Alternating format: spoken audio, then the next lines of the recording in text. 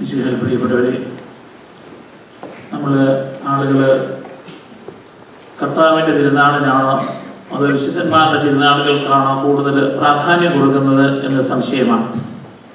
കാരണം അന്തോണിയോസ് പുണ്യാളൻ്റെ തിരുനാളും യൂദാശ്ലീഹായുടെ തിരുനാളും ഗീവർഗീസ് പുണ്യാളൻ്റെ തിരുനാളും മാതാവിൻ്റെ തിരുനാളും ഒക്കെ ഏറ്റെടുത്ത് നടത്താൻ ആൾക്കാരുണ്ട്. പക്ഷേ ഈശോയുടെ തിരുനാളുകൾ വരുമ്പോൾ ആൾക്കാരൊക്കെ പുറകോട്ട്. നമുക്കറിയാം, വിശുദ്ധന്മാരെല്ലാം മധ്യസ്ഥം വഹിക്കുന്നത് ഈശോയോടാണ്. ഈശോയാണ് പിതാവിലേക്കുള്ള ഏക മധ്യസ്ഥൻ. അപ്പോൾ പിതാവ് വഴിയാണ് എല്ലാ അനുഗ്രഹങ്ങളും നമുക്ക് പുത്രൻ വഴിയാണ് നമുക്ക് ലഭിക്കുക. അതുകൊണ്ടാണ് ക്രിസ്മസ്, ഈസ്റ്റർ, സ്വർഗാരോഹണ തിരുനാള്, പെന്തക്കോസ്ത് തിരുനാള് തുടങ്ങി ദൈവവുമായി ബന്ധപ്പെട്ട തിരുനാളുകളാണ് സഭയിൽ ഏറ്റവും പ്രധാനപ്പെട്ടത് എന്ന് നാം മനസ്സിലാക്കണം. പലപ്പോഴും സ്വർഗാരോഹണ തിരുനാളിന് പള്ളിയിൽ ആളുകൾ കുറവാണ്. അത് കടമുള്ള ദിവസമാണ്, ആഘോഷമായ തിരുനാൾ ദിവസമാണ്. നമ്മൾ അമേരിക്കയിലായിരിക്കുമ്പോൾ പ്രത്യേകിച്ച് മതപരമായ തിരുനാളുകൾക്ക് ഒരിക്കലും അവധി ഉണ്ടാവുകയില്ല. കാരണം സ്റ്റേറ്റും റിലീജിയനും തമ്മിലുള്ള വ്യത്യാസം ഉള്ളതുകൊണ്ട്. അപ്പം അതുകൊണ്ടാണ് അമേരിക്കയിലെ പല രൂപതകൾ അത് പ്രാദേശിക പ്രോവിൻസുകൾക്ക് അവരുടെ ഭരണന്മാരുടെ സൂനഹദോസിന് തീരുമാനമെടുക്കുവാൻ അവസരം കൊടുത്തിരിക്കുകയാണ്. അതുകൊണ്ട് വ്യാഴാഴ്ച നടത്തണമോ ഞായറാഴ്ച നടത്തണമോ എന്ന്. കാരണം വ്യാഴാഴ്ച ആളുകൾക്ക് പലർക്ക് പള്ളിയിൽ ജോലി കാരണം വരാൻ സാധിക്കുന്നില്ല. ഏതായാലും നമ്മളെ സംബന്ധിച്ചിടത്തോളം നമ്മുടെ കർത്താവിൻ്റെ തിരുനാളുകൾ പ്രധാനപ്പെട്ടതായിട്ട് നാം കണക്കാക്കണം.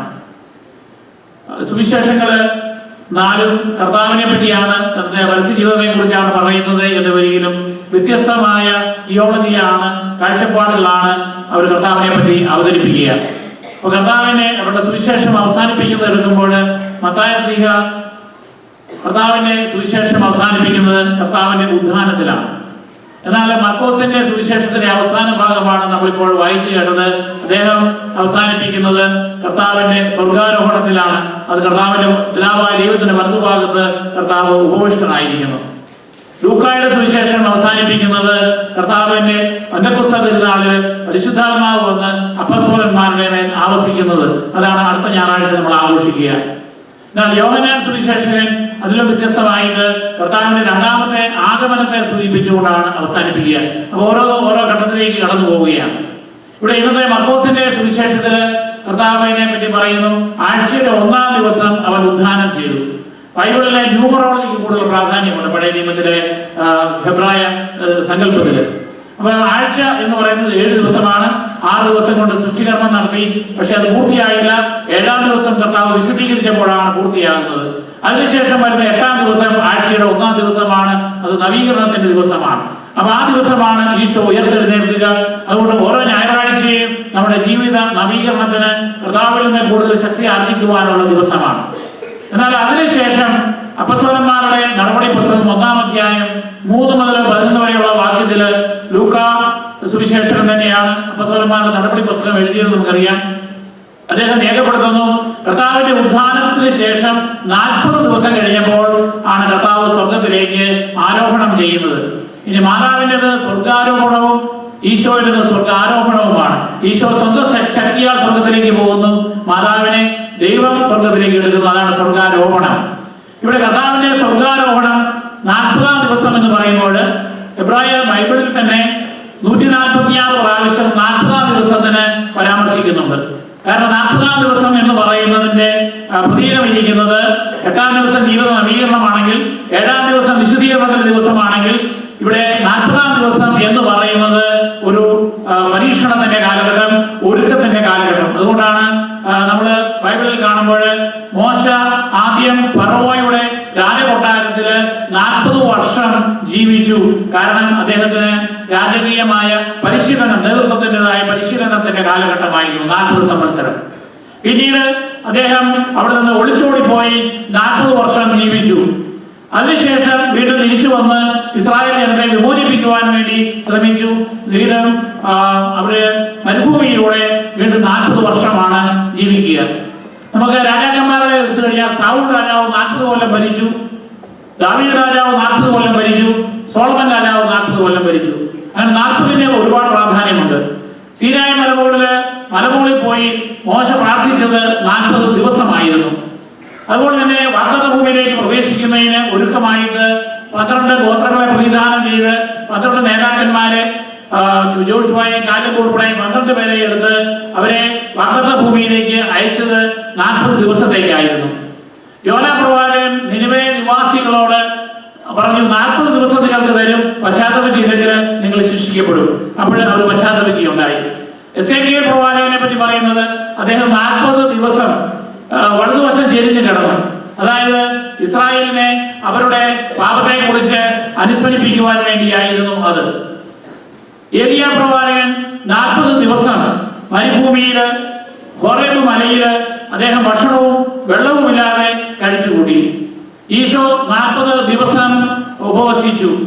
അതുപോലെ തന്നെ കർത്താവിന്റെ ഉദ്ധാനത്തിന് ശേഷം 40 ദിവസം ഈശോ താൻ പുനരുദ്ധാനം ചെയ്തു എന്ന് ജനങ്ങളെ സ്ഥിരീകരിക്കുവാൻ വേണ്ടി പലപ്പോഴായി ആളുകൾക്ക് പ്രത്യക്ഷപ്പെട്ട് ഈ ലോകത്തിൽ തന്നെ ചിലവഴിച്ചു.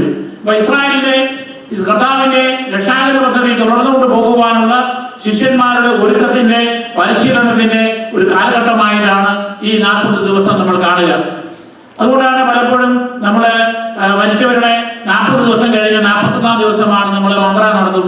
കാരണം 40 ദിവസം കഴിഞ്ഞാണ് കർത്താവ് സ്വർഗത്തിലേക്ക് പോയത് എന്നുള്ളതിനെ അനുസ്മരിച്ചുകൊണ്ട്.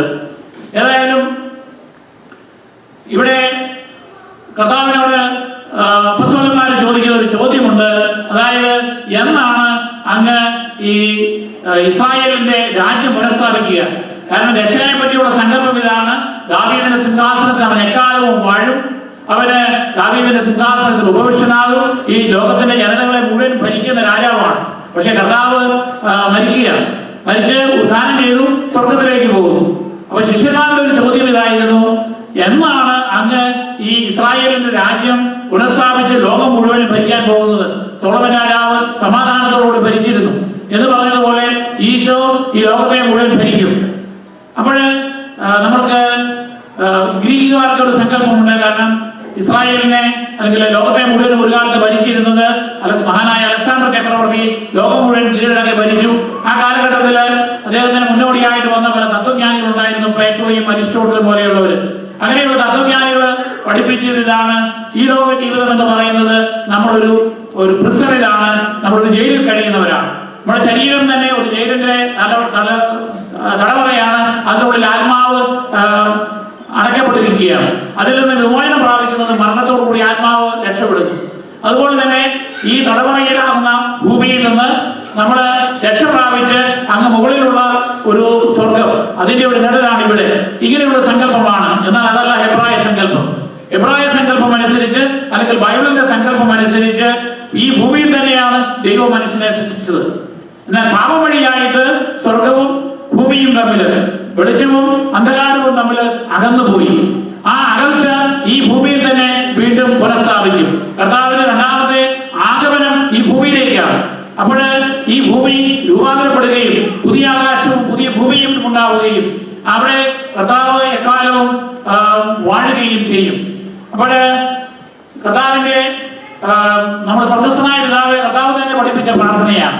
അവിടെ നമ്മൾ പറയുന്നത്: സ്വർഗസ്ഥനായ പിതാവേ, അങ്ങയുടെ നാമം പൂജിതമാകണം, അങ്ങയുടെ രാജ്യം വരണം, അങ്ങയുടെ തിരുമനസ്സ് സ്വർഗത്തിലേതുപോലെ ഭൂമിയിലുമാകണം. സ്വർഗത്തെ നഗരങ്ങളിലല്ല നാം കാണേണ്ടത്, മറിച്ച് ദൈവത്തിന്റെ സഹവാസം എവിടെയുണ്ടോ അവിടെ സ്വർഗമാണ്. അപ്പൊ അതുകൊണ്ട് ആ സ്വർഗത്തിന്റെ പ്രതീകമാണ് നാം ആയിരിക്കുന്ന ദേവാലയം. അതുപോലെ തന്നെ നമ്മളിലേക്ക് വരുന്ന പരിശുദ്ധാത്മാവ്, നമ്മളില് അപ്പത്തിന്റെയും വീഞ്ഞിന്റെയും രൂപത്തിൽ വരുന്ന കർത്താവിന്റെ സാന്നിധ്യം ഉണ്ടാകുമ്പോൾ നമ്മളും ദൈവത്തിന്റെ ആലയങ്ങളായി നമ്മൾ രൂപാന്തരപ്പെടുകയാണ്. പക്ഷേ അതിന്റെ പരിപൂർണത എത്തുന്നത് കർത്താവിന്റെ രണ്ടാമത്തെ ആഗമനത്തോടുകൂടിയാണ്.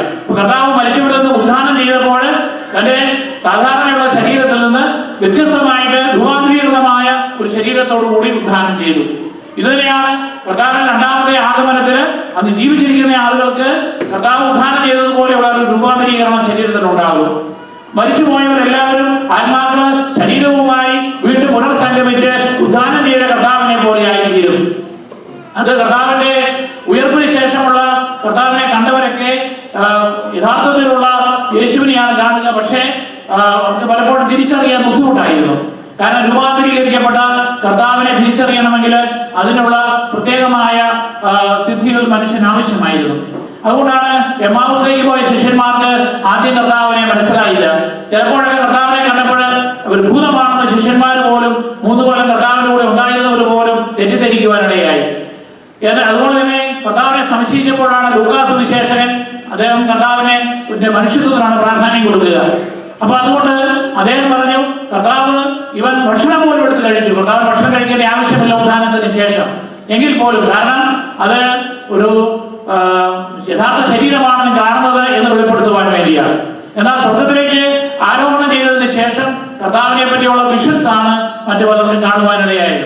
അപ്പൊ അതുകൊണ്ട് നമ്മുടെ കർത്താവിന്റെ സ്വർഗരാജ്യം ഈ ഭൂമിയിൽ ആഗതമാകുവാൻ വേണ്ടി നമ്മൾ പ്രവർത്തിക്കുകയാണ്. അപ്പൊ അതുകൊണ്ട് കർത്താവിന്റെ സ്വർഗാരോഹണത്തിന് മുൻപായിട്ട് ലൂക്കാസ് സുവിശേഷകൻ മർക്കോസിന്റെ സുവിശേഷകൻ പറയുകയാണ്, ഇന്നത്തെ സുവിശേഷത്തിൽ പറയുന്നത് പോലെ, അതായത് അവരോട് പറയുന്നത്, നിങ്ങൾ ലോകമെങ്ങും പോയി സുവിശേഷം പ്രസംഗിക്കണം. കർത്താവ് അവരോട് പ്രസംഗിച്ചത് ഇതാണ്, നിങ്ങൾ ജെറുസലേമിൽ തുടങ്ങി യൂദയ മുഴുവനിലും സമറിയായിലും ലോകം മുഴുവനിലും എന്റെ സുവിശേഷം പ്രസംഗിക്കണം. ഞാൻ നിങ്ങളോട് കൂടി എക്കാലവും ലോകാന്ത്യം വരെയും ഉണ്ടായിരിക്കും. അതുപോലെ തന്നെ അവർക്ക് പലതരത്തിലുള്ള ദൗത്യങ്ങളാണ് കൊടുക്കുക. ഒന്ന് സുവിശേഷം പ്രസംഗിക്കുവാന്, മറ്റൊന്ന് രോഗികളെ സൗഖ്യപ്പെടുത്തുവാന്. ക്രൈസ്തവ മിഷണറിമാരുടെ ദൗത്യത്തിൽപ്പെട്ടതാണ് മാനസികവും ശാരീരികവും ആത്മീയവുമായ രോഗങ്ങളിൽ നിന്ന് സൗഖ്യം നൽകണം. അതൊരു ഹോളിസ്റ്റിക് ട്രീറ്റ്മെന്റ് ആണ്. അപ്പൊ നമ്മള് മറ്റുള്ളവരോടുള്ളതായ നമ്മുടെ പരിഗണന കാണിക്കുന്നത് അവരുടെ വേദനകളിൽ, അവരുടെ മാനസികമാകാം, ശാരീരികമാകാം, ആത്മീയമാകാം, അവയിൽ നിന്നും അവരെ കൈപിടിച്ചുയർത്തുവാനുള്ളതായ ഹീലിംഗ് ടാസ്ക് ആണ് രണ്ടാമത് കർത്താവ് പറയുക. മൂന്നാമത് കർത്താവ് അവർക്ക് വേണ്ടതായ ശക്തി നൽകുകയാണ്. നിങ്ങൾ വിഷം കഴിച്ചാൽ പോലും, അല്ല സർപ്പത്തെ കയ്യിലെടുത്താൽ പോലും നിങ്ങളെ ഉപദ്രവിക്കുകയില്ല. ഇന്ന് വരെ ആരും പോയി പാമ്പിനെ എടുത്തേക്കരുത്. കാരണം അതൊരു ആലങ്കാരിക ഭാഷയാണ്. എന്ന് പറഞ്ഞാൽ നിങ്ങൾ ദൈവരാജ്യത്തിന് വേണ്ടി പ്രവർത്തിക്കുമ്പോൾ അതിന് വേണ്ടതായ ദൈവികമായ ശക്തി നിങ്ങൾക്ക് നൽകും. നിങ്ങൾ രോഗികളെ കൈകൾ വെച്ച് പ്രാർത്ഥിച്ചാൽ അവർ സൗഖ്യം പ്രാപിക്കും. അതുപോലെയുള്ളതായ പവറാണ് കർത്താവ് നൽകുക. അതുപോലെ തന്നെ കർത്താവ് പറയുന്നു, ലോകാന്ത്യം വരെ ഞാൻ നിങ്ങളോട് കൂടി ഉണ്ടായിരിക്കും. കർത്താവിന്റെ വചനം നമ്മൾ ശ്രമിക്കുന്നു, കർത്താവിന്റെ നിശ്ചിത രക്തങ്ങൾ നമ്മൾ സ്വീകരിക്കുന്നു, കർത്താവിന്റെ ആത്മാവ്, അരൂപി പരിശുദ്ധാത്മാവ് നമ്മളിൽ പ്രവർത്തിക്കുന്നു. അപ്പൊ അതുകൊണ്ട് കർത്താവിന്റെ ആ ദൗത്യം അന്നത്തെ ശിഷ്യന്മാർക്ക് മാത്രമല്ല, ഇന്നത്തെ കർത്താവിന്റെ ശിഷ്യരെന്ന നിലയിൽ നമുക്ക് ഓരോരുത്തർക്കുമുള്ള ദൗത്യമാണ്.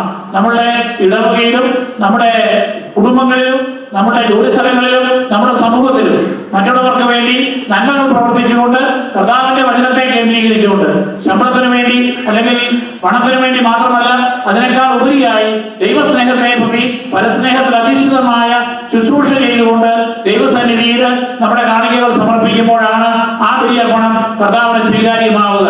അവിടെ കർത്താവിന്റെ സ്വർഗ്ഗാരോഹണം നമ്മളെ അനുസ്മരിപ്പിക്കുക നമ്മൾ ഓരോരുത്തരും ചെന്നെത്തേണ്ടതായ സ്ഥലത്തെ കുറിച്ചാണ്. കർത്താവ് നമുക്ക് വേണ്ടി ഇവിടെ ഇറങ്ങി വന്നു, തിരിച്ച് സ്വർഗത്തിന്റെ കവാടങ്ങൾ നമുക്കായി തുറന്നിട്ടിരിക്കുന്നു. ആ സ്വർഗരാജ്യത്തിൽ കർത്താവിനോടൊത്ത് മറ്റു വിശുദ്ധരോട് ചേർന്ന് വിരുന്ന് അനുഭവിക്കുവാനുള്ള അനുഗ്രഹത്തിനായിട്ട് നമുക്ക് പ്രാർത്ഥിച്ചുകൊണ്ട് ഈ ബലിയർപ്പണം തുടരാം.